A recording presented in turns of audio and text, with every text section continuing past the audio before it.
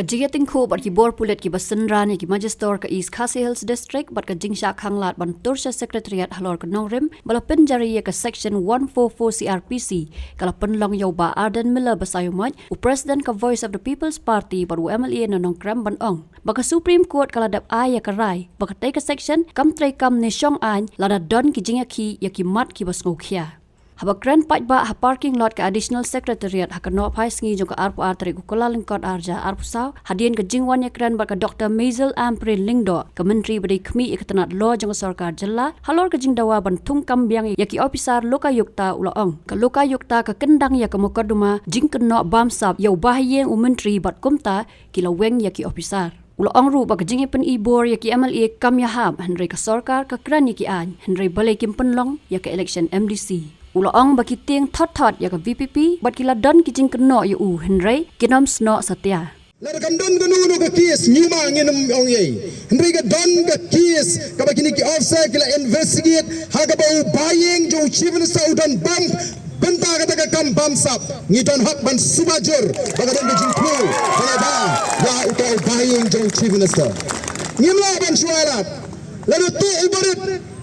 la sha kemudwot Kumno da tambagini ki Bahaïing basem namar kita kadau rae gani ka khubor bagani ka thma ga jingi persya ga bamsap kamdai ka bangi syukran ngi da thrang namala da ngimla ban rat hagani ka por ga jingi anoi phi ka jala jingi kan ngam It's now or never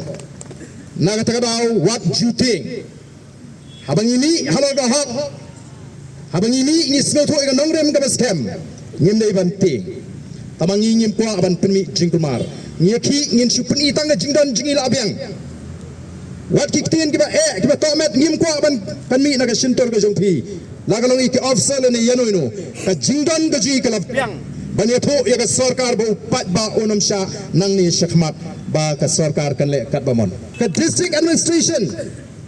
Shwa ba kan impose ka section 144. Kadai banda slow to shine. Baga jing temu ko jingi kalong ka basniu ban penmi jing kumar kilai hagi banai ki baladap degi pojar ki pat ba ngila ban sinshar balai ngim la ban sinshar ye ki pat ba ki ban ban ai ka jing kershan ye ka jing ki ka jai jai ka jingi kani gri ta ka jing pursang ban khanglat ka Supreme Court ha ka snam khat khandai spa andru punyo kala ai ya ka ruling hagi badai ba ka jing pentri kam ya ka section 144 CRPC kala krenshai that this section cannot be invoked as a tool to prevent legitimate expression of opinion and grievances. Ni wana ni ban pan pawi ki jing skokia ki jingi ya ki jing wang jong ga sarkar ye kini ki officer ni khamana ni kham ga nongrim